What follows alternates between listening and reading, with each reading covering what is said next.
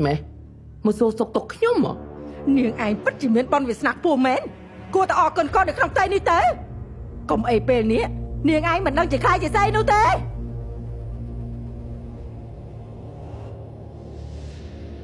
កូននេះជាផ្កាយនាំសំណាងណាមួយខ្ញុំជាអ្នកមានបន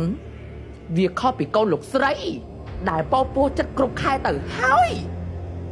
តែអកុសលត្រូវស្លាប់តៃហោង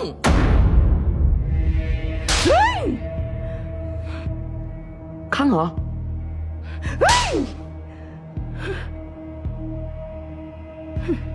ចោលដល់ស្លាប់